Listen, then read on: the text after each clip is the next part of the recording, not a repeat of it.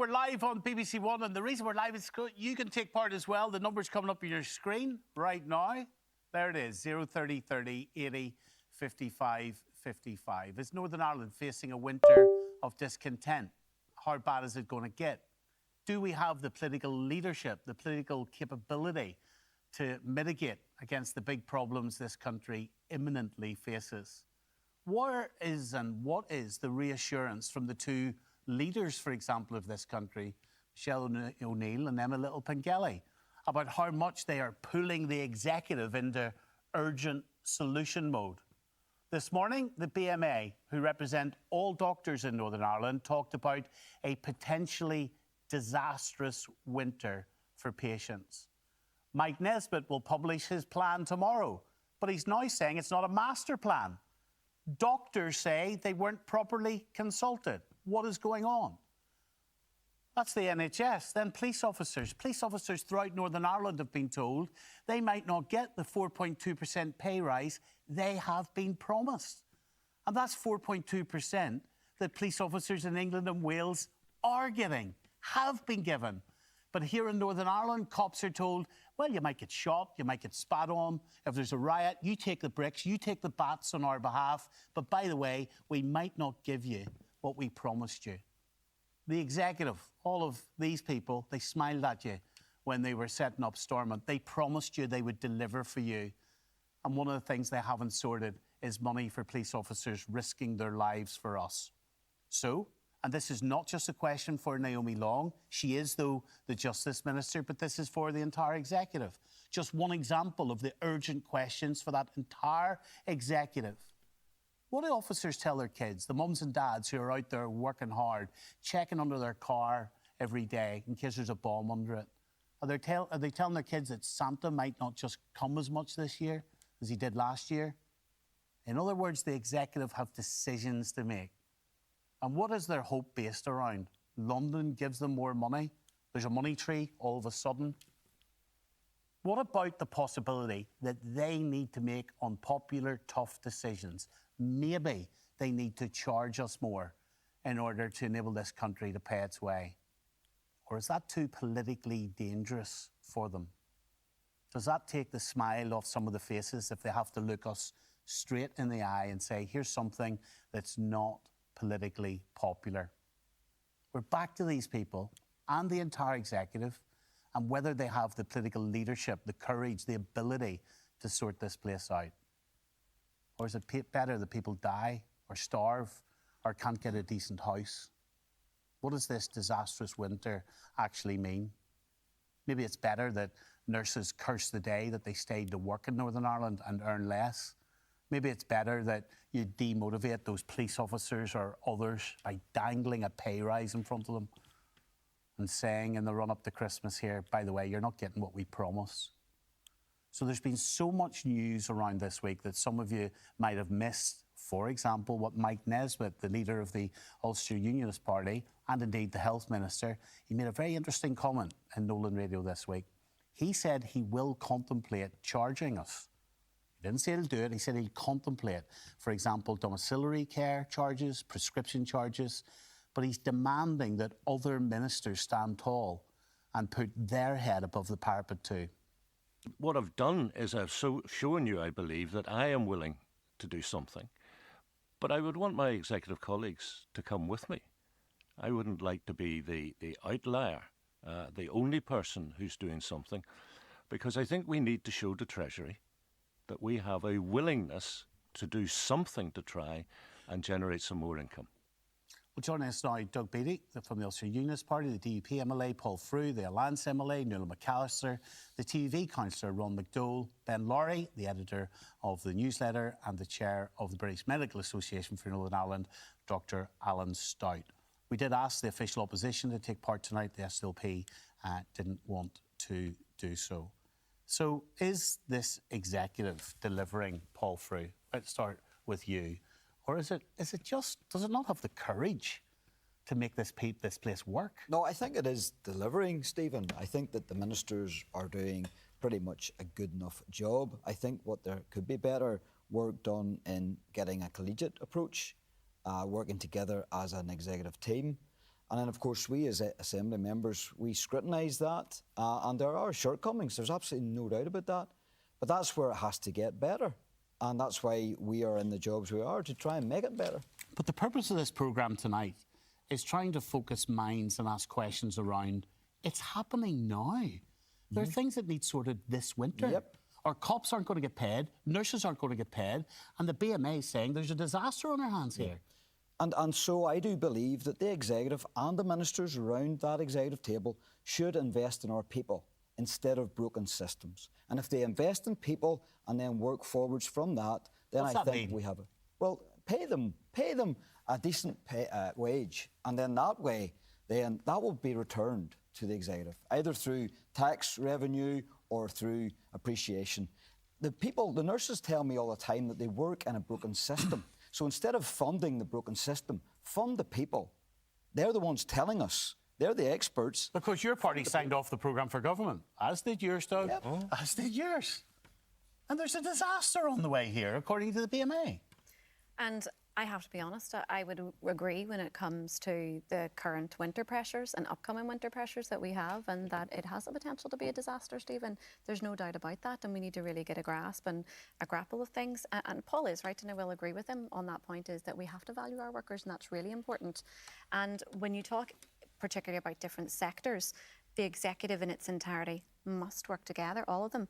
But each minister also, within their own ministerial department, has to make their own priorities. They have to set aside money at the start of every financial year for the pay awards that they know are going to be coming. Well, how come police officers with your minister, Naomi Long, as an example, how come the pay rise is dangled in front of them? To be fair to Naomi, she's saying she's asking for more money. If it comes in the monitoring round, which is coming up, that's where they look at what extra money they have. But it's not guaranteed. Except she did set aside money at the start of the financial year for police officers when it comes to salary. And then the pay review body came out and it was more. And Naomi said, OK, well, then let's go back and we'll renegotiate for even more money. We'll actually take on the responsibility. We'll prioritise this within the department and we'll do everything that we can. Now, I last spoke to my colleagues today, and even today they were working on the issue of pay rise for police officers. It's not something that they have given up on. It's something that they're taking their responsibility with very seriously, both within the Department of Justice and the whole executive. But you have to prioritise, Stephen. Every single minister in that executive has to prioritise when it comes to staff. You'll tell us it's not functioning, Ron. Stormont isn't functioning. The departments are in chaos, are in competition with each other. It's not just a case of there not being enough money, it's mismanagement of money that is available. And we see that at every probably ministerial position within Stormont. Waiting lists at an all-time high since we started keeping records on that. We think there's now 25% of people, believe it or not, over 500,000 people are on a waiting list in Northern Ireland, 25% of the population. Housing, for example, 60,000 people declared homeless. If you believe the Simon community that takes figures, for example, of people who are sofa surfing that aren't taken into consideration, that number could be as high as 80,000 homeless. Stormont isn't delivering at any level. The Department of Finance under John O'Dowd talks about major capital works who may overspend by the tune of £2.4 billion. Stormont is a shambles and it's not working. And look, we're going to talk about money tonight, right? But this is not just about money. This is about government. This is about propriety in terms of if you stand up and you tell people we are going to deliver, then what does it do to democracy here if you don't follow through? Another story that we've been looking at this week, Sinn Féin. So they are one of the lead parties in government. They're the biggest party in this country. So let's look at what they're currently doing in Newry. There's an illegal billboard that Sinn Féin have put up in Newry, right? We can see it. Let's have a look. There it is. So that's illegal, right? And that's on public property. So the Minister for Infrastructure is Sinn Féin's Liz Kimmins. Here she is. So her department is telling Sinn Féin, get that illegal billboard down. It's illegal. And it's still up, years later. So wait to hear this. The same department will do you for illegal parking. You sit on a double yellow line, you will get fined. So the great unwashed, all of us, we've got to follow by the law. But That billboard, a Sinn Féin billboard, a Sinn Féin minister doesn't seem to be able to get it down. So problems with money, problems with promises, illegality, just there in our faces. Is this delivering, Doug? This Stormont executive? Well, look, I think you have to look at this in the round. I mean, there is real issues about cohesion within the executive, without a shadow of a doubt. They aren't working as you would hope them to work as a team. Each minister has got a really difficult task ahead of them, but they're not working as a team. And until they start working as a team, it won't have credibility. And if we don't have credibility, it's hard to go out to the people to say, "Give us more money. We need more money from you because we need services." Is it ever going to work as a team? It's political parties. You're nearly brought up to argue with each other. That's why you reform it, Stephen. If it's not going to work properly, that's why you reform it. And Alliance have been calling this for years. If you don't change the system and actually reform the way in which we do government here, then we're going to have more of the same. And we are willing to step up and actually discuss with those other parties what that reform will look like. And it doesn't have to happen all at once either. It can happen in stages. But until we do that, we're going to be having the same argument. But remember, Stephen, we haven't had stable government. We've never had 10 years of stable government in Northern Ireland. Never had it. So we've never had the ability just to ride through issues like this, to come out the other end, to fix the problems. But the test is, there's a danger, Doug, and it's this. Yes. That we keep talking the same language. It's dysfunctional, or it's this, or it's that. There is a problem this winter. People are not getting the money they were workers. Either risking their lives or saving lives. Doctors, nurses, and police officers. They're not getting paid this winter what they ought to be paid. Yes, but... Right? Yeah. So either sort it or don't. Either stand in front of the people of Northern Ireland and tell them Stormont's working, or be accountable for the mess up that it is if you are one of those people not getting the money. And you've heard it here already from DUP, from the Alliance Party, and that is we need to invest in people. We need to have people. We can have all of the infrastructure we want. We can have the best buildings, the best bricks, the best technologies, the best drugs in the health service. But if we don't invest in the people, nothing's going to work. And that means investing in our police force, in the people in that police force. Because if you don't have people in our police force that are doing the job, you don't have a proper criminal justice system. You're nodding. I'll come to you in a second. Exactly the same Alan. in hospitals. You're nodding your head. I would love to look at one speech, one press conference, one media interview that the DUP have done in recent weeks. We haven't had a pop immediately at Alliance. Clearly, maybe it's warranted, maybe it's not. But that's what we're hearing. So this my job, conflict. My job is to scrutinise other ministers, and it just happens to be that I'm now the Justice Chairperson, which I'll be scrutinising Naomi Long as Justice Minister. But I'll always be fair, Stephen. What we have to do tonight is give people hope. And here's one thing that the executive and the parties that make up that, and all the other opposition parties in the Assembly, we can fight with one voice at the fundamental issue that we have around funding in Northern Ireland, and that is the Barnett formula will not work for us going forward. And that's why we now have the interim fiscal framework, which is applied at a rate of 124%. Now, it should be higher than that. And that's not any political... We've heard this, right? We've heard this for months. You're not getting the money so far. Well, we need to. Well, you might not get it this winter. So what are you all going to do? Well, then at that point, you need a plan. Right. Each department needs a plan. And we need a plan from the Health Minister around the winter pressures, around pay, and we need it now. Well, we'll look at the winter pressure plan in a moment or two. Have you seen it? Let's get some calls on BBC One. We'll look at whether it is a plan, because Mike Nesbitt is saying he's launching a winter pressures plan tomorrow. He's also said today it's not the master plan. There are trusts then also saying that they're coming up with their own plan, which they are going to launch within days. They've been working closely. This coordinated press strategy, fair enough, that's up to them. Of 4 of the 5 of them saying they're working closely with the Department of Health, so close that the Department of Health is issuing a plan, which isn't a master plan, and the Trust aren't launching their plans on the same day. What is going on? Could make it up, Stephen.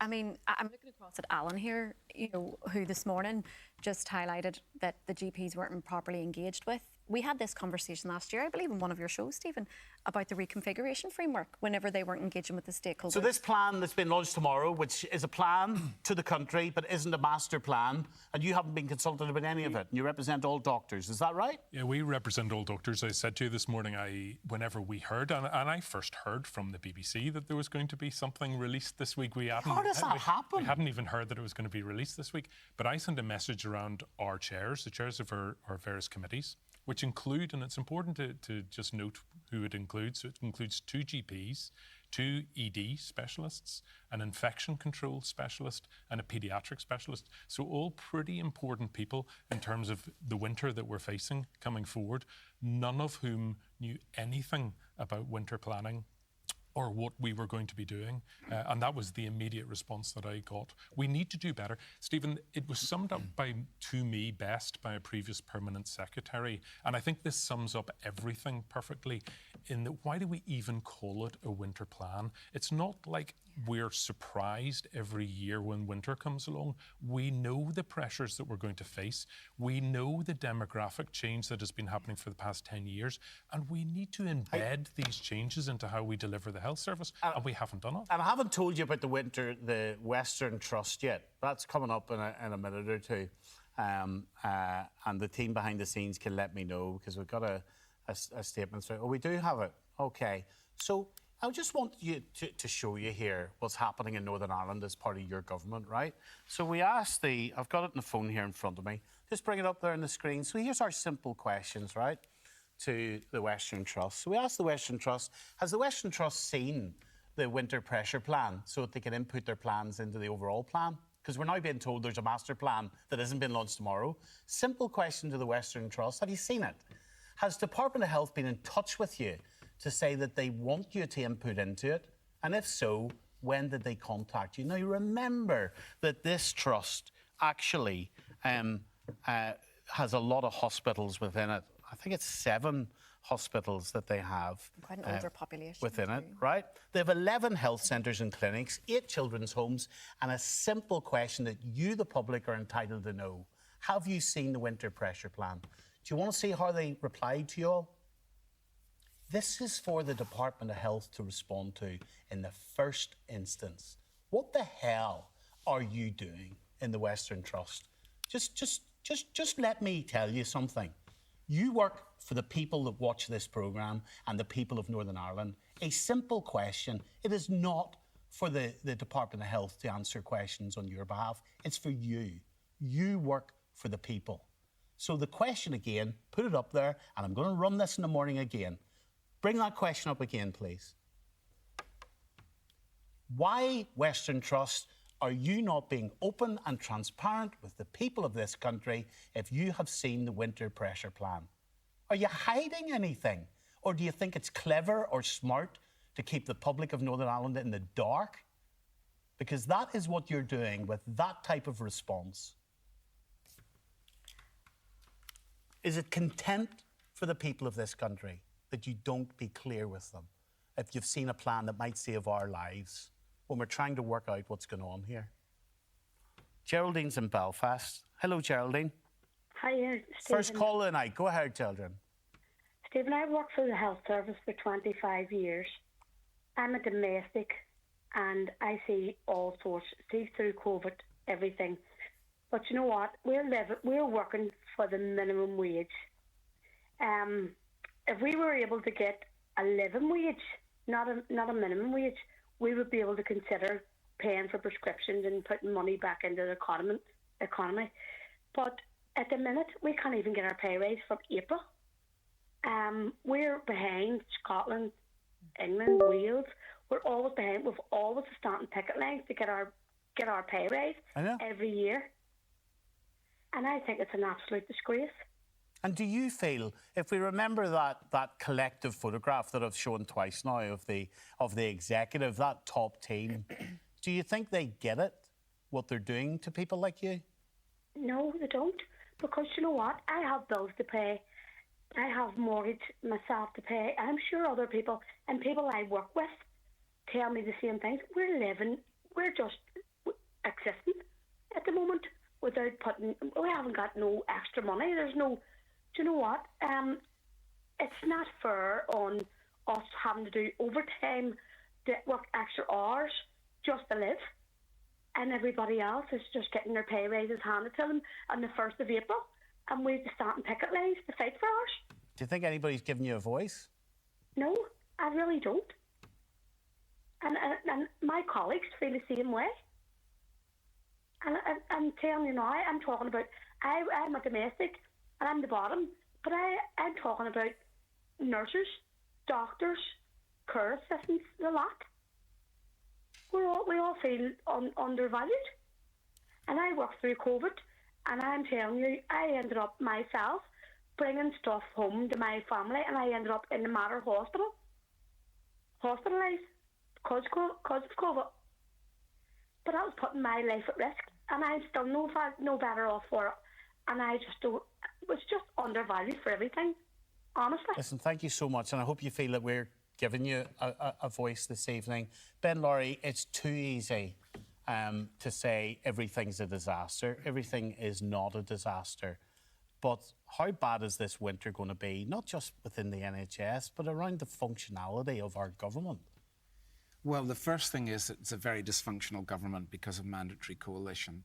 But the bigger problem that you're talking about tonight is a problem in France, is a problem in the UK, is a problem in America, and it's a really acute problem in Northern Ireland, which is a complete unreality about finances, a complete unreality about what we can and cannot afford, complete unreality about debt, which is exacerbated massively in Northern Ireland because we don't have to pay anything.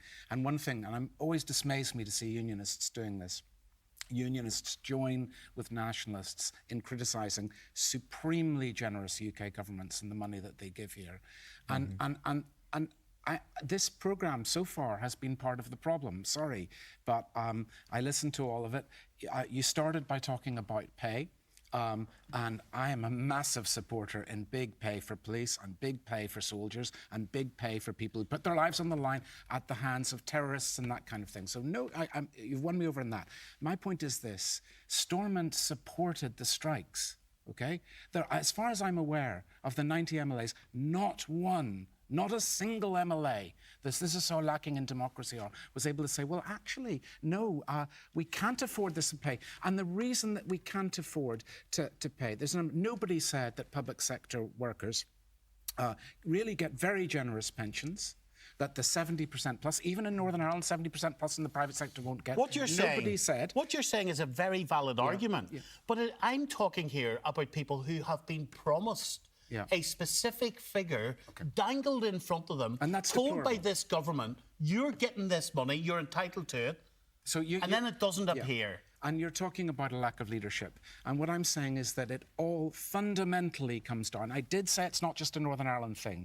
I mean, President Trump is of the right politically, and the Conservative Party government, and in France, they won't tell voters what they don't want to hear either. What I'm saying is this, that, you know, when I was driving here this evening, it's happened a few times in recent months. For a brief while, I thought I had a flat tire, and then I realised I was going over a bad patch of road, and I didn't have a flat tire. I noticed all over the summer the dangerous, really dangerous thing coming out of junctions where grass isn't cut.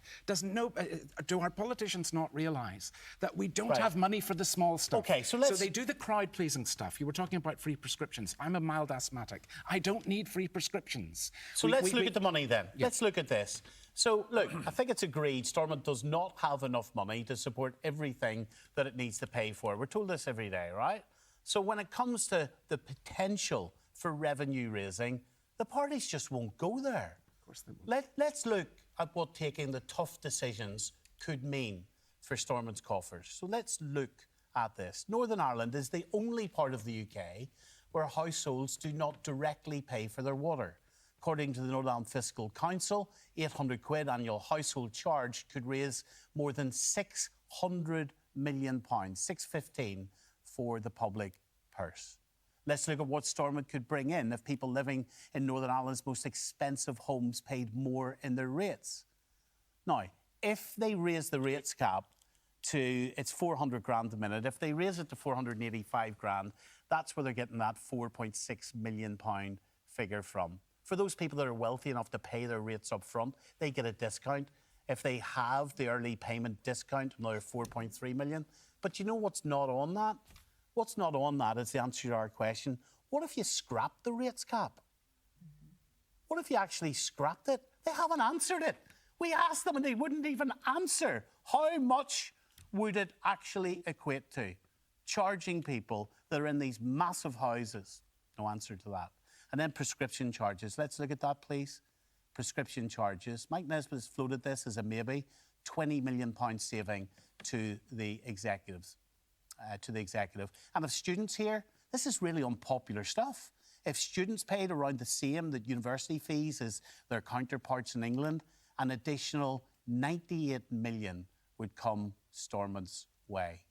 So is it just politically expedient for you all to say, we protect you from all these charges? By the way, it's not adding up. This is bonkers, Stephen, and you said it in your intro. You said about how... What's bonkers? Your intro was bonkers. You said about giving people pay raises. You said about the Wolves being at the door. Promised. You said the Wolves were being at the door, and then you said about revenue raising. So you're going to give them a pay raise on one hand, and you're going to tax them and take it off. If your party is part of an executive... That's wrong, Hold on a minute. I'll tell you what's bonkers. Demotivating people by dangling money in front of them. They should be paid. But they're not getting paid because the should be. same executive that's telling them they're entitled to the money are then telling them we don't have the money.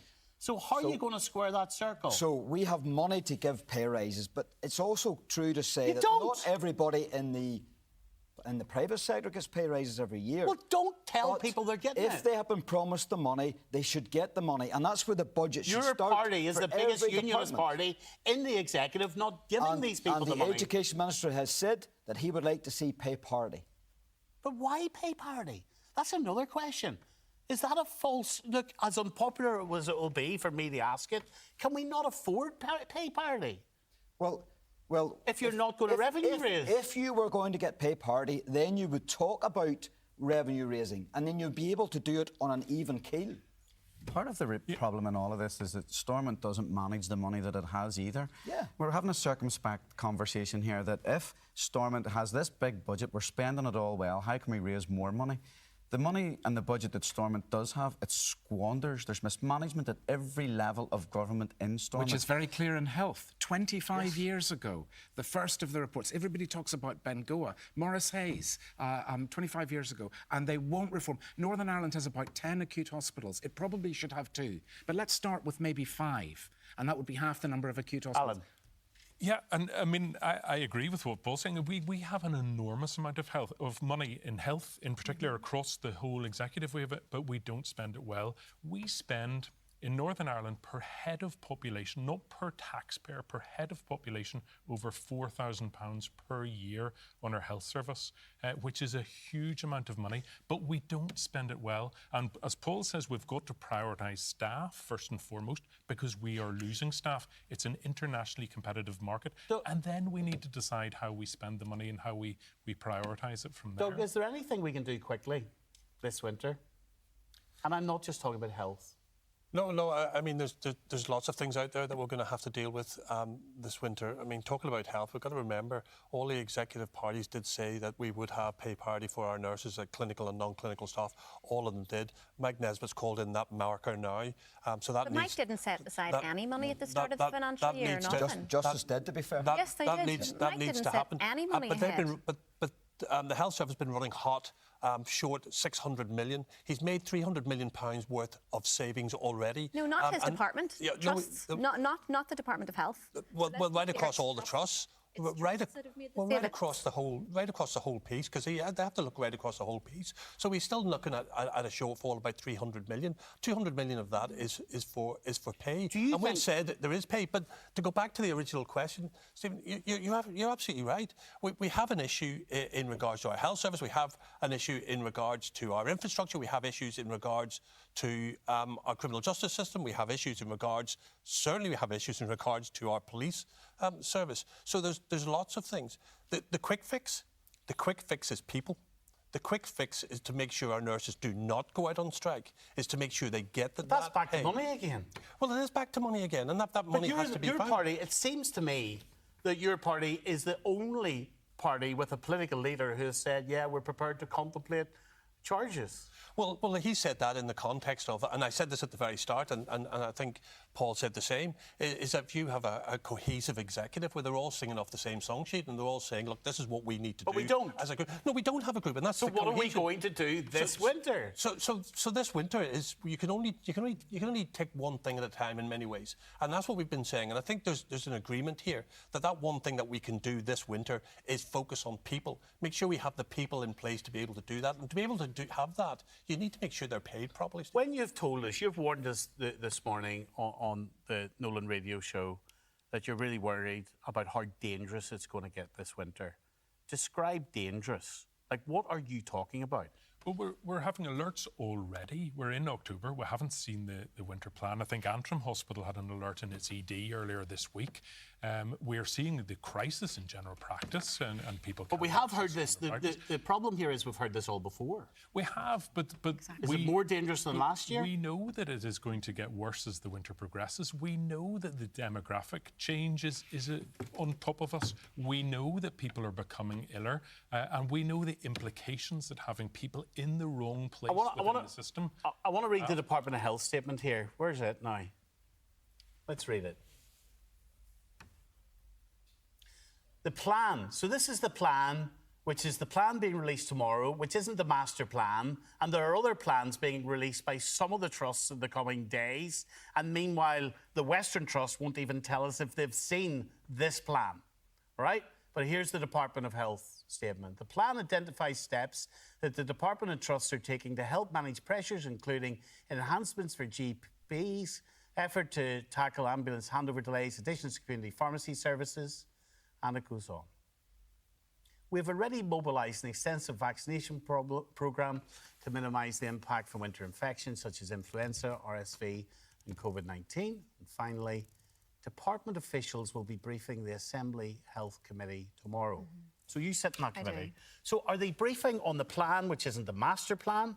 Are they briefing on the trusts, which haven't released their plan yet? Are they finding out from the Western Trust why they're hiding, literally hiding, what discussions they've had with the Department of Health? What are they briefing you on? Like, I feel like jumping out of this chair on behalf of people in this country. Well, I think it's going to be a very interesting health committee tomorrow anyway, because what we thought we were being briefed on was the actual winter preparedness plan, the actions that are going to be taken. It's not the master plan. No, it's like a presentation that was run through AI or ChatGPT about 10 minutes before it was due to go to the health come on, committee. you don't know that. Don't start this about G.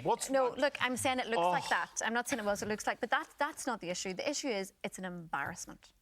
It is. I don't know if anyone else has seen it. I think you have by now, Alan, seen this presentation that we're getting tomorrow. Have you seen the plan, the master plan, or the trust plan? Not the plan. Nobody's seen the plan. I've seen no plan. Yeah. No, I have had a plan read to me over the phone, and that is as much as I have seen. You're the chair of the BMA. And that was by the BBC. It was read to me. So nobody within the health service has read whatever the plan is to you? No, we represent all the doctors who are going to be a pretty important part of the winter coming forward, and we have seen. And the department also mentioned actually community pharmacy in there. Do the pharmacists know what they're going to be doing in a week's or tomorrow or 2 weeks' time? I literally was Everyone needs to work together. We're discussing the symptoms here, okay? First of all, prescription charges wouldn't raise a lot of money. By the way, they have them in England. I'm strongly pro them for people. People who can contribute to these things must, symbolically. We reduced the age at which you get free transport in an ageing society. That costs a lot of money. When I merely suggested, okay, if nobody's going to say that that was the wrong thing to do, can we say that people who are over 60 can't travel before 9:30? So younger people who are trying to buy a house, that they get the priority. They wouldn't even do that. I supported tolls for motorways. We would have had a motorway to Londonderry, a motorway on the Belfast Dublin Road. But Paul's point here... here... Nothing. And what about the other thing that we're not even discussing? We're always talking as if the people who are to blame are in London or somebody else, or it's cruelty or whatever. We talked about pay all the way through this. Of course we want to support people. What about the massive number of people in Northern Ireland of working age who are economically inactive because of the huge rise in people? It's very, very bad across the UK. But Paul's point here particularly bad is you cannot say people are on the breadline getting it tough and then exert extra costs on them. The fundamental issue, I think, here is that, unfortunately, our health service is a machine. We're not just talking about the health service. at the That's too minute, handy to do that. No, but at Isn't the about minute, just the health service. Well, at the minute, the cogs aren't even joined up to turn. But it's not about just the health service. What about rates? The only fiscal power lever that we have in this country, and there's 145 million remaining unpaid of the 31st of August 2025. There's 145 million of rates that haven't been collected. But your party, hold on a minute, your party opposed the raising of the rates cap. One of the Your only party actually opposed it. So talk about the rates cap. Right. So talk about the rates cap. Well, The reason why we have a rates cap is because our rate base is calculated differently from England, because ours is a complete property valuation tax. It's not like that in England. So if you were to take away the cap completely, yes, then some of our householders would be paying astronomical amounts, far more removed than even in England. That would be some of your householders who would be on astronomical valuation properties, right? A lot of people are cash poor and asset rich. I get that, but it's about choices, Paul, isn't Yes, it? it is. So when your party said, no, don't touch the people on the 500, the 600, the £1 million houses, too politically unpopular to do that. So the issue isn't about where we set the cap. The issue is, do we take the cap away or do we keep it? The answer to that is we keep the cap, because there's a reason why it's there. No matter how much it costs us. But there's no reason why that couldn't have been increasing with inflation. But Paul, you wouldn't support a rise in the regional rate, one of the only levers that we have. We won't have water charges, which our water infrastructure is a catastrophe. Walk down the high street of any in town and talk to the traders, and they'll tell you about rates. Yes, of it's course. Astronomical. Because we kept it away from individuals. So that's We've kept it away from individuals. We could have, went up 4% last year. Even if it didn't go up 10, could have gone up 7, could have gone up 8. And then you say to people, this is political leadership. You say, sorry, we have to raise money somehow. We're not having, unlike the rest of the UK, water charges. But we raise money and then we don't collect the rates. 145. Here's how the former senior civil servant, Dr. Andrew McCormick, reacted on the Nolan radio show, and I asked him if the Treasury, because lots of the parties are banking on the Treasury giving us more money, so I asked Andrew if the Treasury has confidence in Stormont's ability to balance the books. It's a real serious dilemma, and they need to face up to these issues and work it out and get to a place of credibility with the Treasury in London. That's Do you think it lacks credibility at the moment? Yes, I nearly choked there. look at all that's happened. Why does Stormont lack credibility with the Treasury? Why? Because they keep asking for money, and Treasury says, well, can you make some contribution? The 100 million odd that was put into the package of extra revenue, that's a very small contribution to the package. If to say, we want you to pay everything and we won't pay anything, that's not exactly a compelling negotiating strategy. Nuala, can you offer any hope to people that the executive might actually, 15th of October? Should there be an emergency meeting? Should there be anything to offer people any type of hope within the context of the people I've talked about who are not getting the pay that they were promised? The doctors group being told that there is an emergency here and there's a disaster. What should happen now? I think that we can offer hope in terms of pay, first and foremost. I know that I was engaging with my colleagues, and I'm sure Doug was engaging with his as well, and that we understand and we know that pay is very important for our workers, because we need to invest in them, because they are taking care of our citizens, whether it's under the police or under the healthcare. With regards to where we go from here, we are facing a difficult winter, but it's not one that we can't manage. It's not one that we can actually can listen to people. We know that the ambulance service, for example, they have ideas on how to alleviate the situation when it comes to long ambulance waits. We know that doctors have solutions. We know that teachers also, they have solutions and Ron, to problems. could you park the scepticism and join forces to try to get things done in this country, or not? No, we've absolutely... The squabble now between the TV and the DUP is on the airwaves. We've absolutely no confidence in any of those in Stormont at the minute. We're only after hearing that good ideas should be coming from the ambulance service and things like that. Good ideas should be coming from Stormont. We've also heard the main Stormont bodies this evening tell us that the ministers are performing well. The ministers are not performing well. They're squandering money. They're not prepared to look at cost-cutting exercises. They're digging trenches 15 months out from an election, and they don't want to look bad in front of the electorate. You're digging a few trenches yourself. Absolutely not. It's responsible government that holds themselves to account. Paul? So Gordon Lyons produced a winter fuel payment when the Labour government took office. Paul Givan has introduced childcare places. More money. But it's money going to the people. Yep. And this is what it's all about. Gordon Lyons also told us he would build to be fair, 100,000 the executive houses in over the last 15 year years. has had a hard job trying to defend and keep our people safe from the Labour government. All right. Doug, very quickly. Yeah, look, this didn't happen in a vacuum. We didn't suddenly find ourselves underfunded last week or last month or last year. This has been happening year on year for many, many years. And we need to do a degree of catch-up to where we are at this moment in time. It does take a bit of adult politics to be able to do this. And that takes a cohesive executive to sit there and look at what we can do. But there's no point doing it now when nobody's got any confidence in us whatsoever. We need to get stability. We need to get confidence before we even start to approach some of these issues. Thank you all for coming in tonight. Thank you very much indeed.